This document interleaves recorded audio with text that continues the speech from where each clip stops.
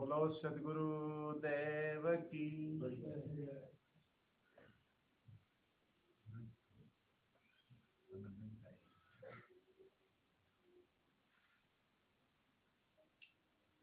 बोलो सद्गुरु देव की। संत समाज की, भक्त समाज की।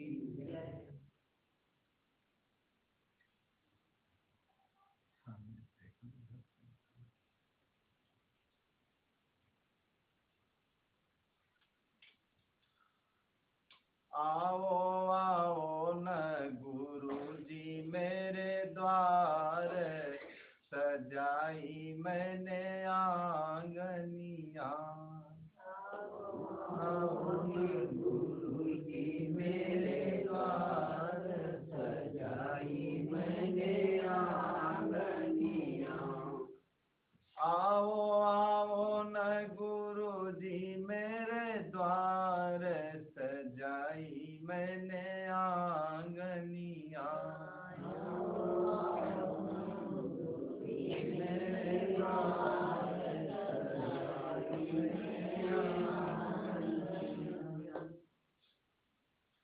घर आंगन की करी सफाई, सुंदर साज सजाया। घर आंगन की करी सफाई, सुंदर साज सजाया। तेरे दर्शन की अभिलाषा मन में राज समाया।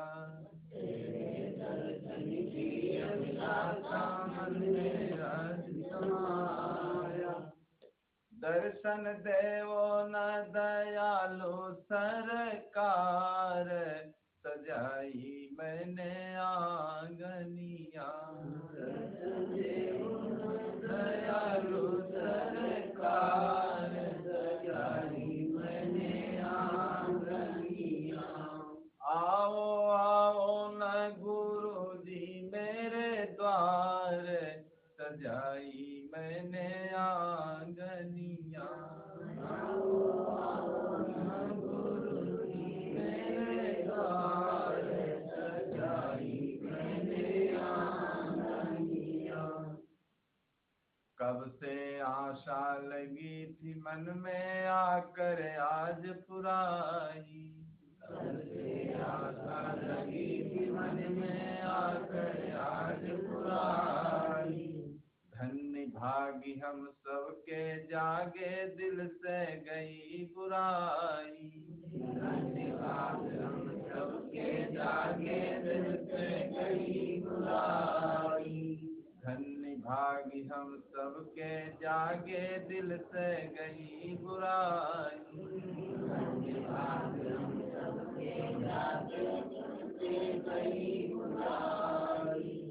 दर्शन देवो न दयालु सरकार, सजाई मैंने आंगनिया। दर्शन देवो न दयालु सरकार, सजाई मैंने आंगनिया। आओ आओ न गुरु जी मेरे द्वार, सजाई मैंने आंगनिया। गुरु जी मेरे द्वार, सजाई मैंने आंगनिया।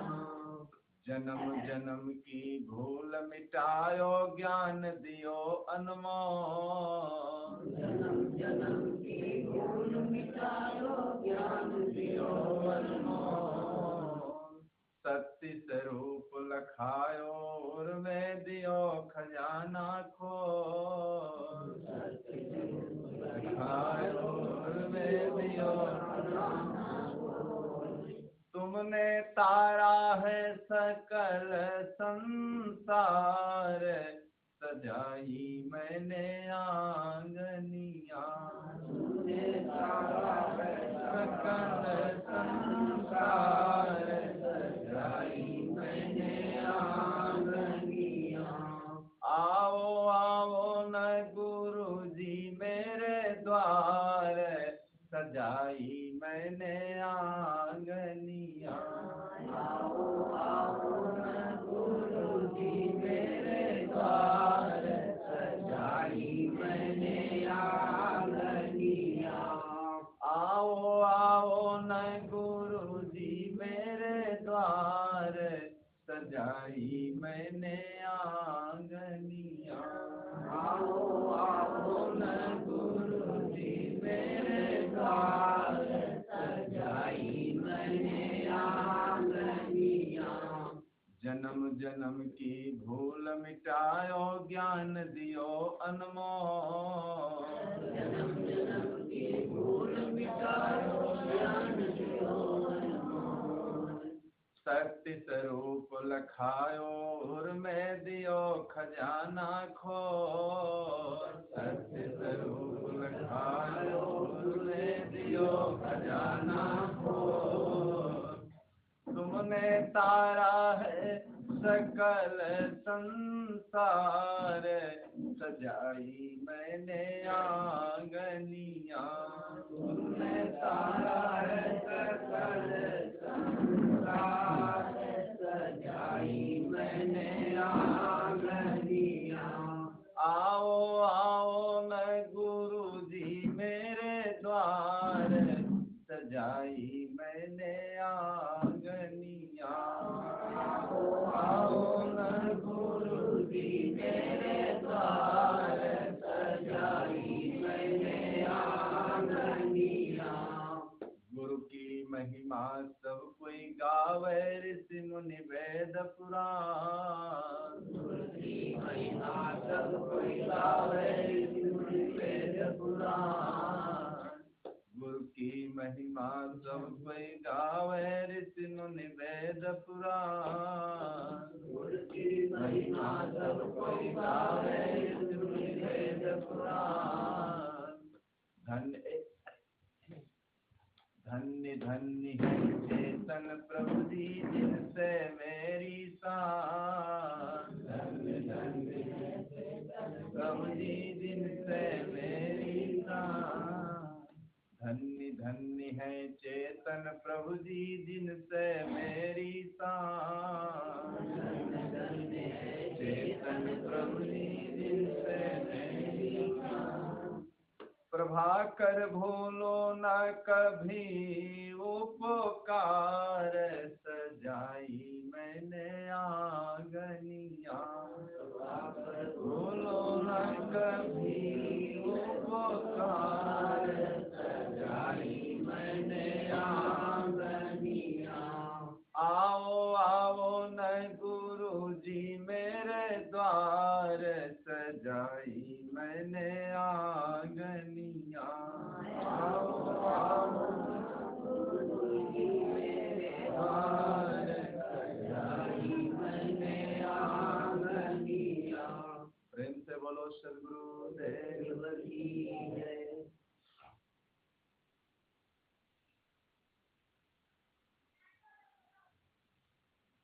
लक्ष्मण जी एक बार महाराज श्री राम से पूछने लगे कि कहो भक्ति में क्या करना है।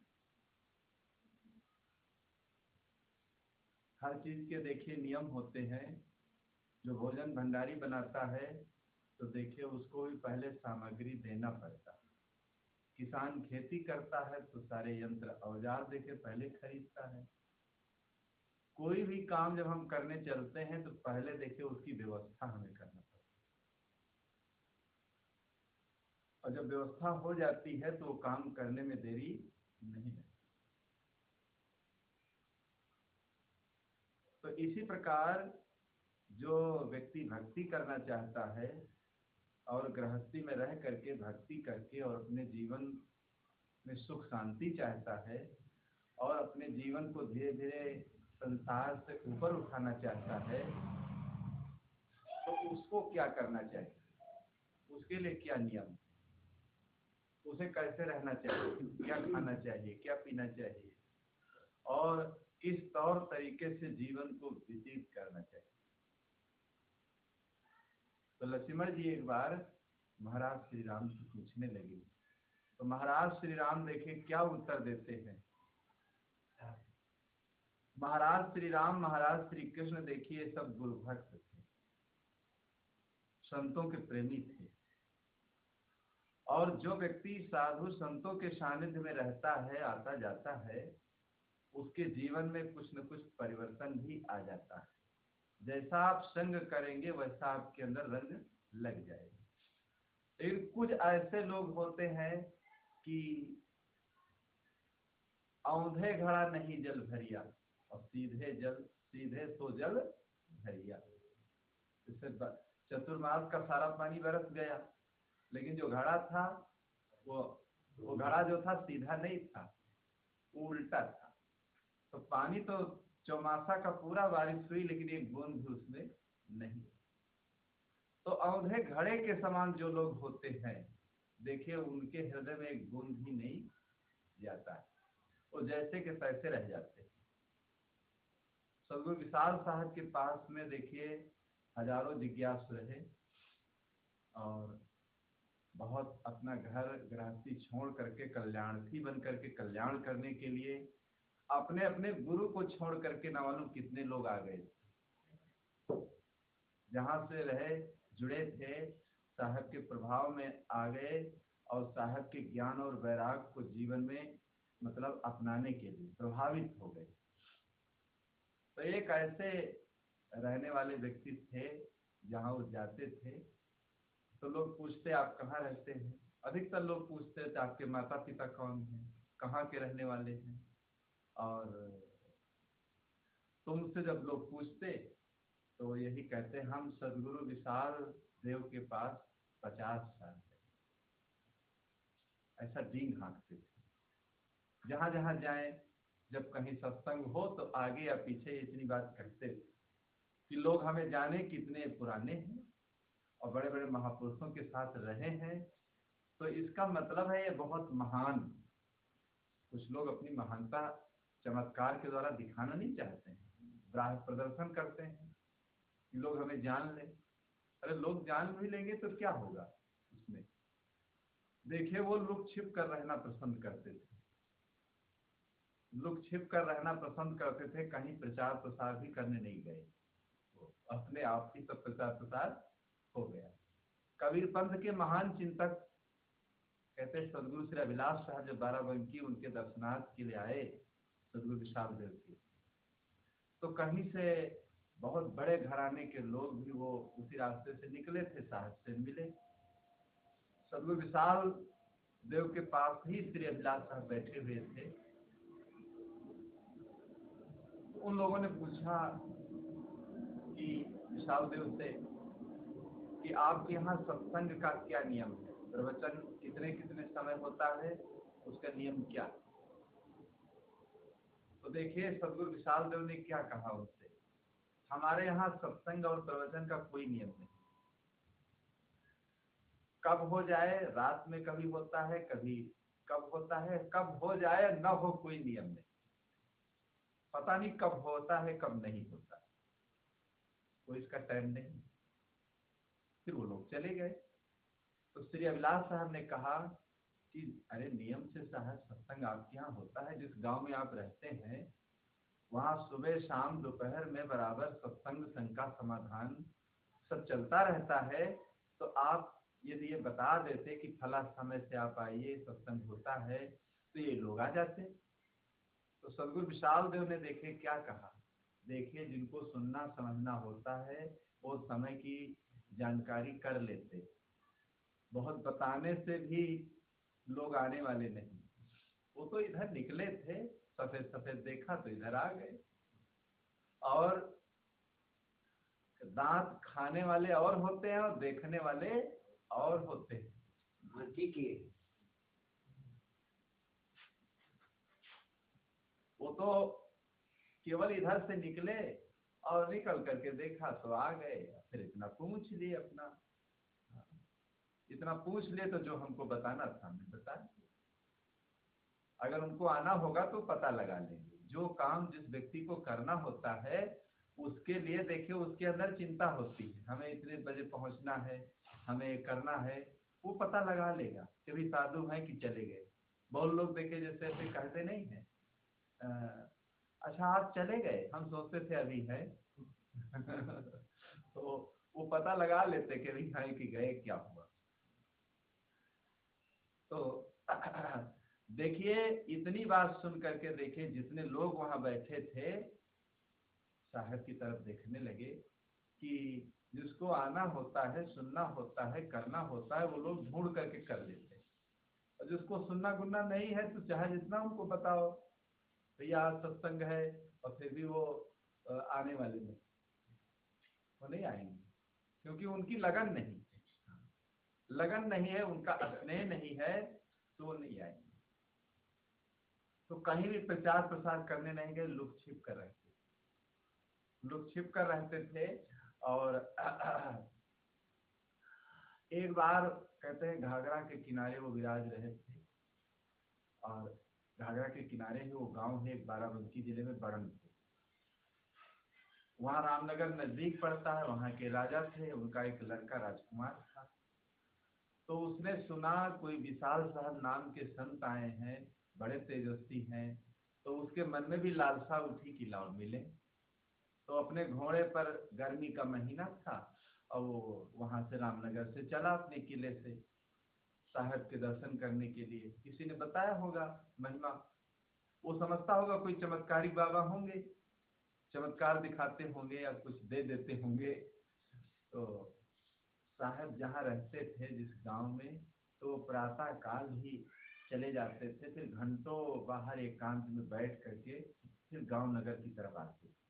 शाम टाइम भी चले जाते थे, सबको छोड़ करके 24 घंटे में सबको छोड़ करके देखिए वो अलग होते थे। तो जहाँ घाघरा के किनारे जब गांव था, तो घाघरा के किनारे किनारे वो चले गए। झाऊ जंगल ये सब था, तो वो लौट करके उस दिन आए ही नहीं। उनको तो पता नहीं था कोई राजकुमार यहाँ मिलने आ रहे हैं। जब आए ही नहीं, वहीं घाघरा के किनारे किनारे बहुत दूर चले गए, और फिर नहीं आए कि शाम तक लौटेंगे। अपना जो कुछ झोली में होगा जलपान आदि अपना कर लिए होंगे, जो कुछ को थोड़ा बहुत जो कुछ।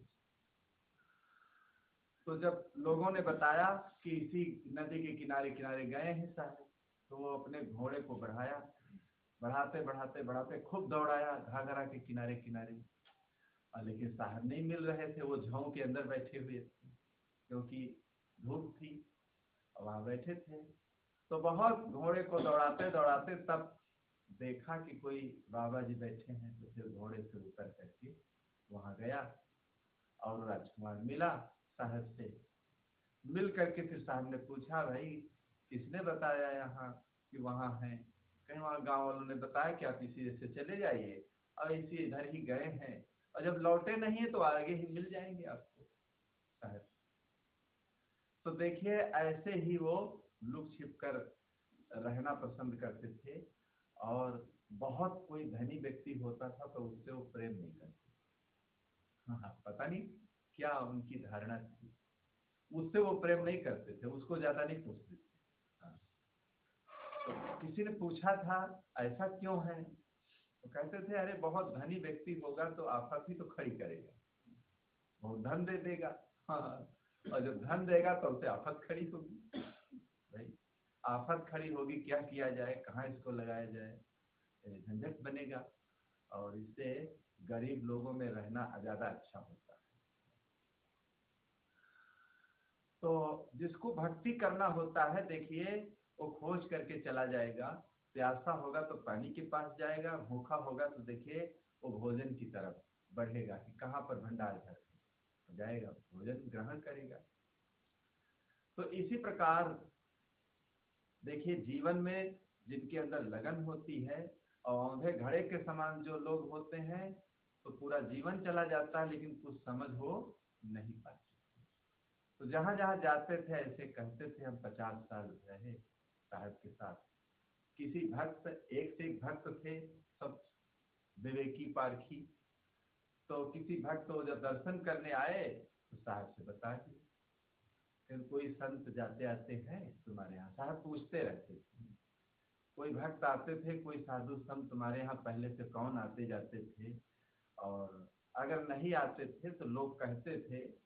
तो साहब देखिए कहते हमारे ले जाने में देखिए बहुत भीड़ हो जाती है, तो एक एक दो दो संत चारों तरफ भेजते रहे, इधर चले जाओ, इतने गांव हैं, इतने गांव हैं, 1 महीने घूम करके आना, सब जगह भक्तों के यहाँ होकर के सुनाना समझाना उनको सब।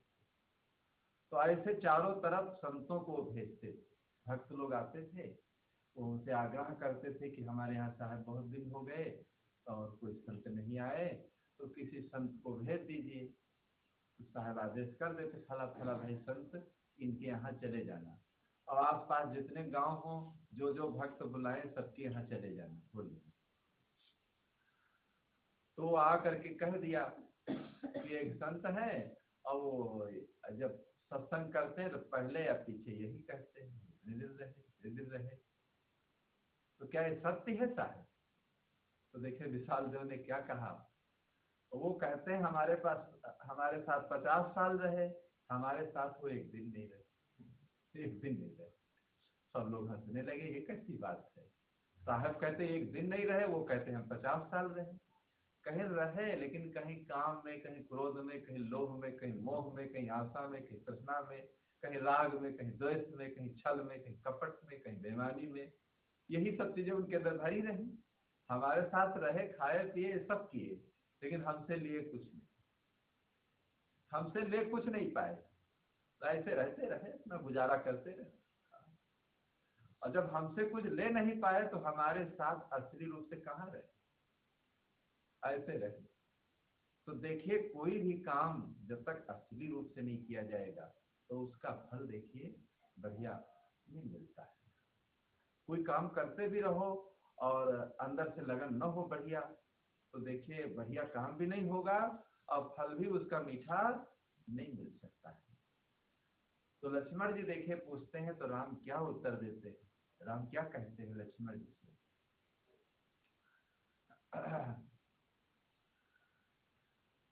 कि कहव भक्ति पथ कौन प्रयासा, अयोग नमख जपो तप उपवासा, सरल स्वभाव न मन कुटिलाई, और यथा लाभ संतोष सदाई, यथा लाभ संतोष सदाई।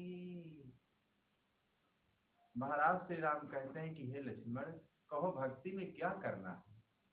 देखिए गलत काम करने में झंझट है, परेशानी है, शराब पीने में झंझट है, छोड़ने में कौन झंझट है? छोड़ दो, छुटकारा मिल गया। कोई भी आदत है हमारे अंदर तो आदत को पकड़े रहने में झंझट है, और उस आदत को अगर आप छोड़ दें बढ़िया सुखी हो गए। कहो भक्ति पथ कौन प्रयास है, कहो भक्ति में क्या करना है? योग न मख जप तप उपवासा। देखे न योग न यज्ञ न जप न तप न तीर्थ न व्रत, कुछ नहीं करना है। तो भक्ति में क्या करना है? भक्ति में करना क्या है? सरल स्वभाव न मन कुटिलाई। भक्ति में केवल इतना करना है, अपने मन का सुधार कर लेना है। सरल स्वभाव, अपने स्वभाव को सरल बनाना है, अपने स्वभाव को अच्छा बना लेना है। देखिए व्यक्ति का जब स्वभाव सुधर जाता है, स्वभाव को हम कैसे सुधारें? स्वभाव जब सुधर जाता है तो सबका देखिए प्राणों का प्रिय हो जाता है वो व्यक्ति, किसी का शरीर नहीं महकता है। और जब उसके आचरण अच्छे हो जाते हैं, देखिए सेवरी की सेवा, सेवरी की भक्ति किसके मन में नहीं बस गई? हर व्यक्ति सेवरी से प्रभावित हो गया, मीरा से प्रभावित हो गया। ऐसी अटूट और सच्ची उन्होंने भक्ति किया, इसलिए सबके हृदय में देखिए सेवरी के प्रति अच्छा भाव उमड़ गया। तो स्वभाव को अपने शुद्ध कर लेना है।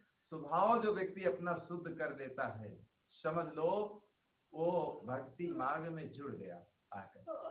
और स्वभाव जब तक शुद्ध नहीं होगा तो कहीं भी व्यक्ति चला जाए, तुलसी वहां को जाइए जहां जन्म का ठाव, और खूंटा गाड़ को जाइए चले गुरुन का नाम। एक और चौपाई कही गई है, तुलसी वहां न जाइए जहां जन्म का ठाव, गुड़ अवगुड़ जाने नहीं धरे तुलसिया नाव। कि जहां जन्म का ठाव हो वहां नहीं जाना चाहिए, वहां जाने से अपमान होता है, और लोग गुड़ अवगुड़ नहीं जानते, वही पुराना नाम रखते कि वही तो है। लेकिन उस चौपाई को उलट करके देखे क्या कह दिया गया, तुलसी वहां को जाइए। तो सदगुरु विशाल साहब जो थे अपना क्षेत्र वो छोड़कर कहीं अलग नहीं गए, वहीं रहे, वहीं बाराबंकी में जन्मे और बाराबंकी में ही रहे। बाराबंकी में ही सबसे देखिए प्रभावित होकर के सब लोगों ने उनकी पूजा की, वहीं पर अपना देखिए खम्भ गाड़ दिया उन्होंने। तो अच्छा अगर व्यक्ति है, आचरण का अच्छा है, तो कहीं भी रहे, चाहे दूर रहे अपने जन्म स्थान से, चाहे नजदीक रहे, उसकी खुशबू फैल जाएगी, उसकी खुशबू फैल जाएगी और लोग देखे प्रभावित होंगे उससे।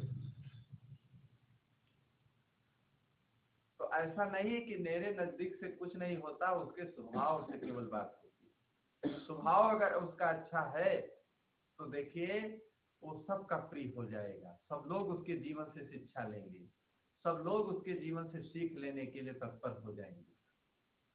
और स्वभाव जिसका अच्छा नहीं है, जैसे एक गांव में एक आदमी था, उसका नाम लोगों ने उल्लू रख दिया, अब सारे गांव के लोग सब उल्लू उल्लू कहते हैं, तो बहुत परेशान हुआ कि इस गांव में तो मेरा रहना ही बेकार है, सब देखे उल्लू उल्लू कहते हैं,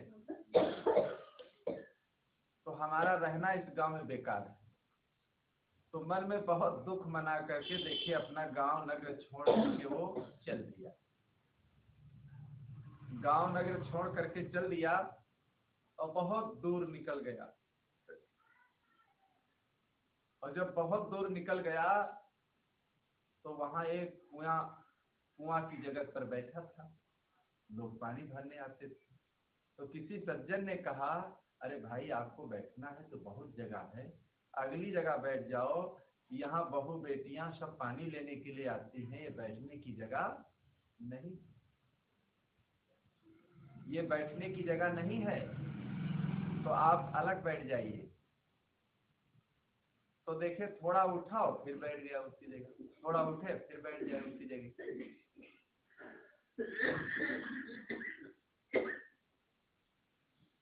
तो देखिए बार बार जब बैठने से, देखिए उस व्यक्ति ने क्या कहा, उस व्यक्ति को किसी ने बताया नहीं था कि इस व्यक्ति का नाम उल्लू। उस व्यक्ति के हृदय से क्या निकला, क्या तुम पूरे उल्लू ही हो क्या? उसके स्वभाव से उसने कहा कि तुम क्या पूरे उल्लू ही हो क्या? तो देखिए बहुत संकित होगा बेचारा, परेशान हुआ और क्या कहने लगा कि 80 कोस पर छोड़ा गांव और तुम कस जानो उल्लू ना। 80 कोस पर अपना गांव हम छोड़कर चले आए, हमारा नाम भैया आप कैसे जान गए, हमारा नाम आप कैसे जान गए? तो उस व्यक्ति ने कहा, कूद कुदैया छोड़ो न ठाओ, तब हम जाना उल्लू ना, तब हम जाना उल्लू ना। हम समझ गए कि बार बार समझाने से जब तुम नहीं माने तो हम समझ गए तुम पूरे उल्लू। तो देखिए नाम वहां व्यक्ति को 80 कोस पर बताना नहीं पड़ा, अपने आप लोग समझ गए कि कैसा है व्यक्ति।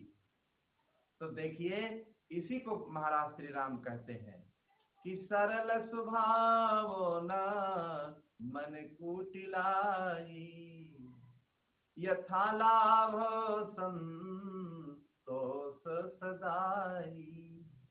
हे लक्ष्मण, भक्ति में क्या करना है, अपने स्वभाव को सरल बनाना है और मन की जो कुटिलता है, मन की जो कुटिलता है उसको छोड़ देना है। सरल स्वभाव न मन कुटिलाई।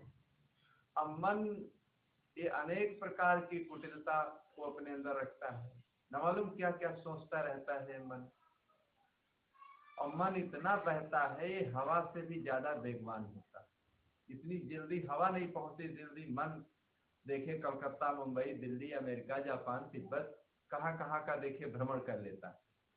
आप यहीं बैठे हैं लेकिन अगर मन पर सवारी करें तो अभी तुरंत वायुयान की भी जरूरत नहीं पड़ेगी, ये सवारी करा के आपको फिर यहीं छोड़ देगा तुरंत। ये वायु से भी ज्यादा वेगवान होता है मन, इसलिए मन की कुटिलता को हटाने के लिए देखिए साहब यहाँ हमें ज्ञान देते हैं कि हमारे मन की कुटिलता मिट जाए। और मन की कुटिलता कैसे मिटेगी? जब हमारे अंदर विवेक आ जाएगा, जब हमारे अंदर अच्छा ज्ञान आ जाएगा। मन की कुटिलता क्या है? मन की कुटिलता में सारा संसार देखे परेशान। आज आदमी अपने दुखों से नहीं परेशान है, परेशान है तो दूसरे के सुखों से परेशान है। दूसरे के सुखों से परेशान है, दूसरे को देख करके वो परेशान हो रहा है। बताओ इस परेशानी की दुनिया में कोई दवा है? कोई दवा नहीं। दो महिलाएं थी एक गांव में, तो लकड़ी बीन करके गुजारा करती। जंगलों में लकड़ी बीनना, फिर उसी से अपना गुजारा करना। लकड़ी बीन करके लौट रही थी, एक बगीचा था, वहां ठंडाने लगी। तो एक पेड़ के नीचे दोनों महिलाएं बैठी थी, एक पेड़ के नीचे एक महात्मा बैठे ठंडा रहे थे। एक तीसरा पेड़ था, तो वहां पर देखिए एक राजा और रानी देखे बैठे थे। एक तीसरा जो पेड़ था, और राजा रानी जो बैठे थे, तो देखे न मालूम कितने नौकर चाकर थे। कोई पंखा हिला रहा था, कोई पांव दबा रहा था, कोई पानी ले खड़ा था। मतलब उनकी सेवा में दर्जनों लोग लगे हुए थे। तो देखिए जो दो महिलाएं वो लकड़ी बीनकर वहां बैठी थी, तो आपस में क्या बातचीत कर रही थी। एक महिला कहने लगी, देखे हम लोगों की भाग, और देखे महात्मा जी इनकी भाग, और तीसरे पेड़ के पास देखे रानी राजा बैठे हैं, उनकी भाग। ये तो दूसरे के यहाँ जब कोई देगा तभी इनको मिलेगा, कुछ भी नहीं इनकी झोली में। और वहां और राजा को देखिए, रानी पता नहीं कौन ऐसे कर्म करके आए, तो सब नौकर चाकर लगे हैं, खिलाने पिलाने वाले, सेवा करने वाले। महात्मा जी देखिए इस बात को सुन लिए, तो बुलाया उन दोनों को, बुलाया। वो ज्ञान देने लगे कि देखिए सबके कर्म अलग अलग होते हैं बेटी, क्यों तुम दोनों परेशान हो? तुम्हारे गांव में कोई देव स्थान है? हाँ देव स्थान है।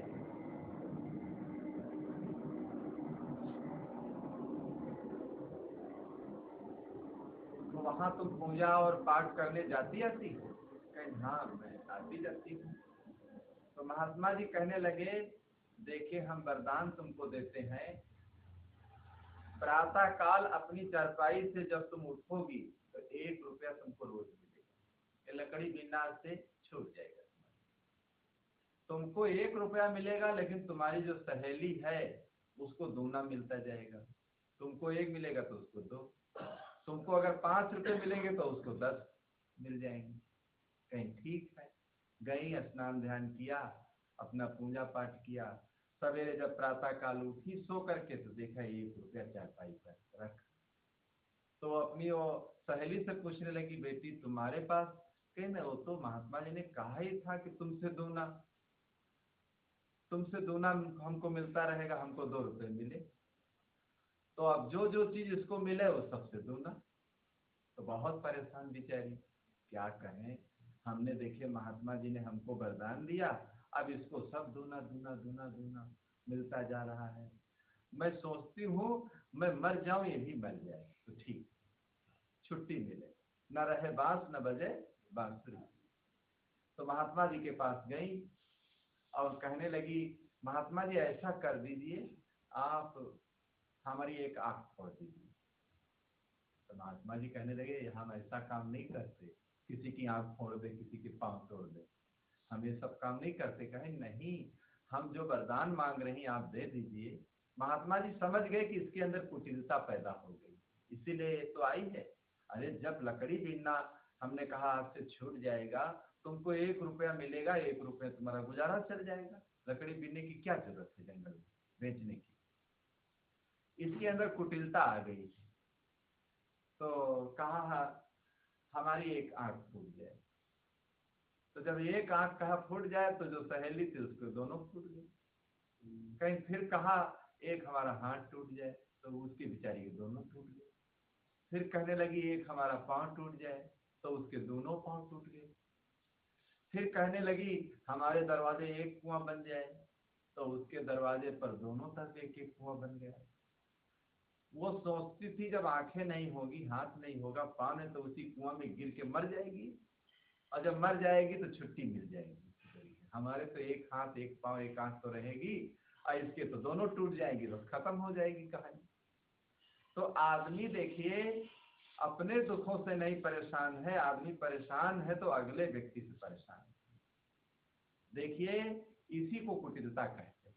ये मन की जो कुटिलता है, इस मन की कुटिलता को निकालने के लिए कोशिश करना चाहिए। अति अथाह अति उथले नदी कूप सरबार, और सोता को सागर जहां जाते प्यास। आश्रम में हमारे एक आए थे सज्जन, किसी व्यक्ति के पास बहुत धन था, 1 घंटा बैठे उसी धन की ही वो गुणगान गाते रहे, इतना तो ये है, इतना तो वो है उनके पास। तो आश्रम में जो महान साहब थे बहुत विचारवान संत थे, तो देखिए उनके कहने के बाद फिर एक साखी से सारी बात उन्होंने काट दी। उन्होंने कहा अति अथाह अति उथले नदी कूप सरबार, सोता को सागर जहां जाते प्यास। जो रूम तुम्हारे काम आ रहा है, जो जल तुम्हारे काम आ रहा है, जो कपड़ा तुम्हारे काम आ रहा है, तुम्हारे लिए वो सागर। किसी के पास बहुत है लेकिन तुम्हारे काम नहीं आ रहा, तुमसे क्या लाभ? उसके धन का व्याख्या करना, उसके धन का वर्णन करना, वाहवाही करना, इससे क्या है? तुम्हारे अंदर लालच बढ़ेगा, खुराफात करोगे, या दुखी होगे, या परेशान होगे उसके धन को देख देख कर।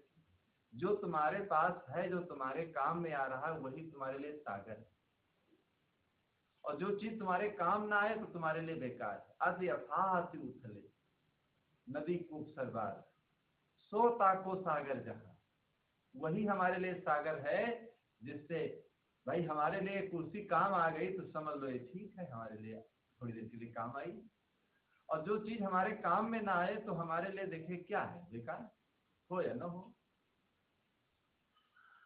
तो कहने का मतलब यह है, जब तक व्यक्ति के अंदर संतोष नहीं आएगा तब तक देखिए अंदर की तृष्णाएं मिटने वाली नहीं।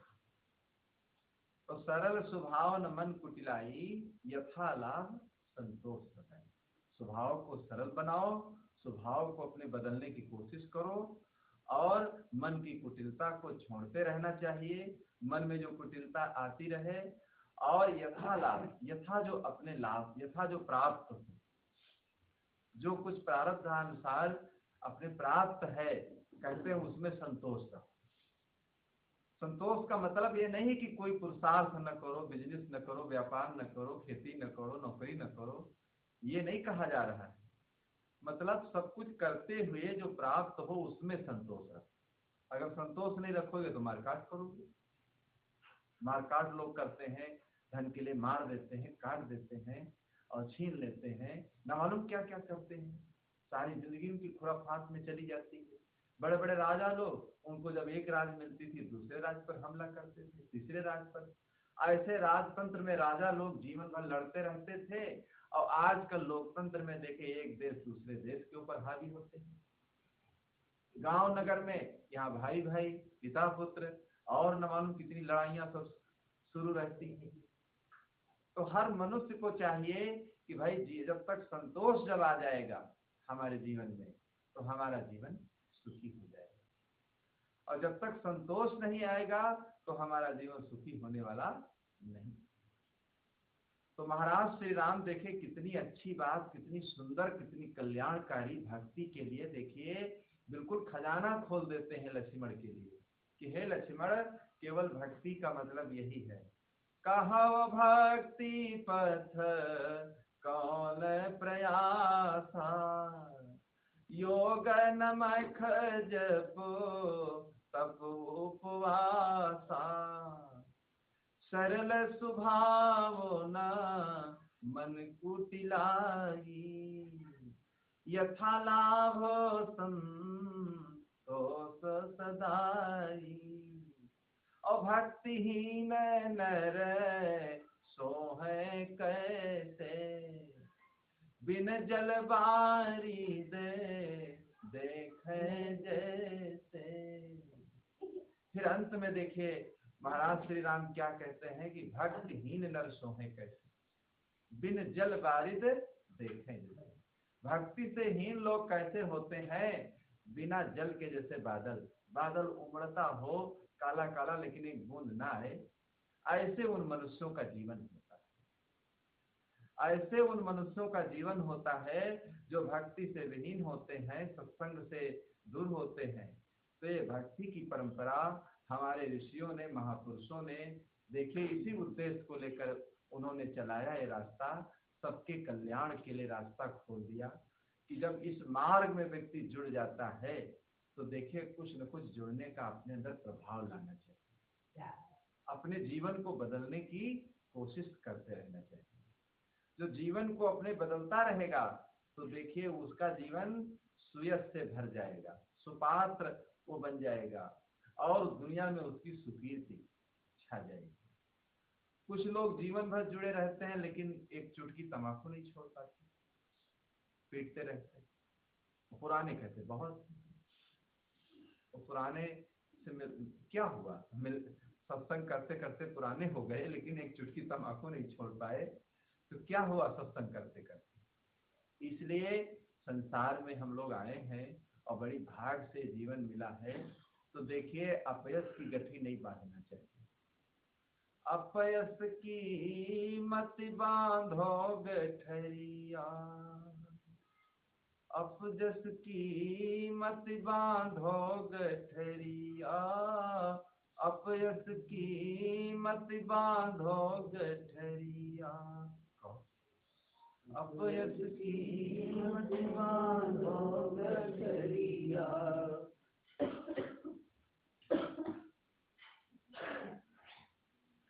अपयश की मत बांधो गठरिया, अपयश की मत बांधो गठरिया।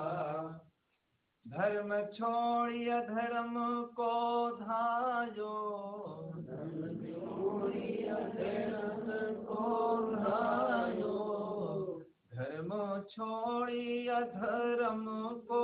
धायो, धर्म छोड़िए धर्म को धायो, नैया डुबायो जन्म भर के मत बांधो गठरिया, नैया डुबायो जन्म भर के मत बांधो गठरिया, अपयश के मत बांधो गठरिया, अपयश की मत बांधो गठरिया। लोग कुटुंब परिवार सकल सब, लोग कुटुंब परिवार सकल सब, ये है अपने मतलब के मति बांधो गठरिया, ये है अपने मतलब के मति बांधो गठरिया, अपयश की मति बांधो गठरिया, मति बांधो गठरिया, अपयश के मति बांधो गठरिया, अपयश की मति बांधो गठरिया। जवानी युवा घटा गहरानी, जवानी युवा है बदनामी, उम्र भर के मति बांधो गठरिया, बदनामी उम्र भर के मति बांधो गठरिया, अपयश की मति बांधो गठरिया, अपयश की मति बांधो गठरिया, अपयश के मति बांधो गठरिया, अपयश मति बांधो गठरिया। कहत कबीर सुनो भई साधु, कहत कबीर सुनो भई साधु, कहत कबीर सुनो भई साधु, कहत कबीर सुनो भई साधु, निकला श्वास नहीं वसिकै मति बांधो गठरिया, निकला श्वास नहीं वसिकै मति बांधो गठरिया, अपयस कह मति बांधो गठरिया, अपयस कह मति बांधो गठरिया। बोलो सद्गुरुदेव की जय। वंदनीय गुरुदेव तुमको, वंदनीय गुरुदेव, पांचाल का बंदा भाई परखड़ खायो बे, तुमको वंदनीय गुरुदेव, तुमको वंदनीय गुरुदेव, वेद शास्त्र सब खोजत हारे, वेद शास्त्र सब खोजत हारे, मरम न जानत के, तुमको वंदनीय गुरुदेव, वंदनीय गुरुदेव, तुमको वंदनीय गुरुदेव। अवर को दाता गुरु समान, अवर को दाता साकी करिए से, तुमको वंदनीय गुरुदेव, तुमको वंदनीय गुरुदेव। सहज कबीर अभय पद दाता, सहज कबीर अभय पद दाता, पूर्ण परख छने, तुमको वंदनीय गुरुदेव, तुमको वंदनीय गुरुदेव।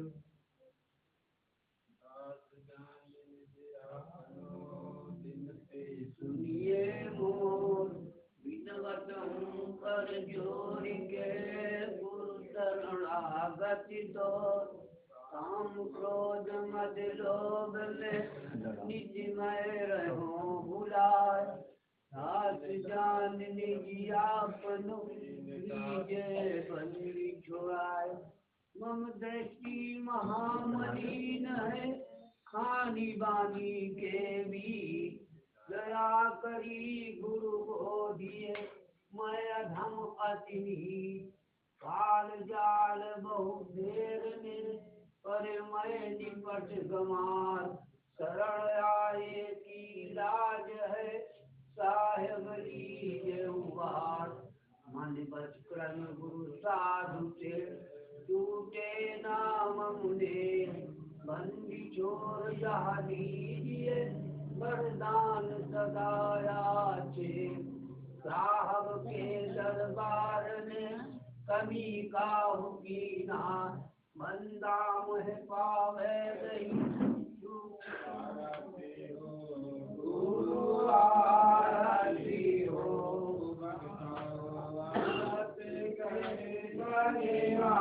आज साहेब आरती हो, आज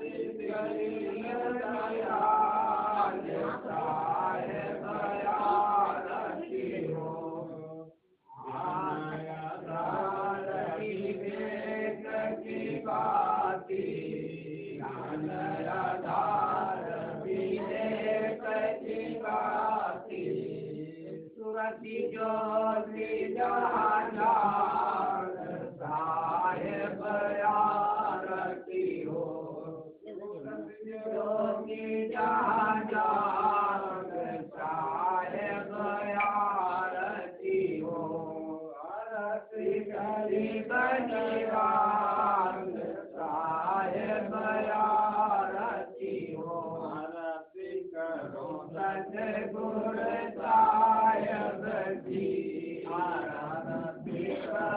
सतगुर साहिब की जन्म ग्रंथ समाज साहिब आरती हो आरती दीन दयाल साहिब आरती हो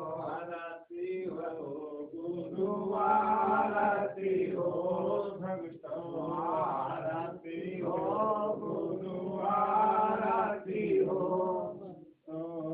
आरती गरीब निवास साहिब आरती हो आरती दीन दयाल साहिब आरती हो गुरु चरण शरण भयो गुरु चरण शरण भयो टूटी गयो यम जाल साहिब आरती हो गयो यम जाल साहिब आरती हो आरती हो गुरु आरती हो भक्तों आरती हो गुरु आरती हो भक्तों आरती गरीब निवास साहिब आरती हो आरती दीन दयाल साहिब आरती हो साहिब कबीर संतन की कृपा से साहिब कबीर संतन की कृपा से गयो अलग प्रभात साहिब आरती हो गयो अलग प्रभात साहिब आरती हो गुरु आरती हो भक्तों आरती हो गुरु आरती हो भक्तों आरती गरीब निवास साहिब आरती हो आरती दीन दयाल साहिब आरती हो आरती दीन दयाल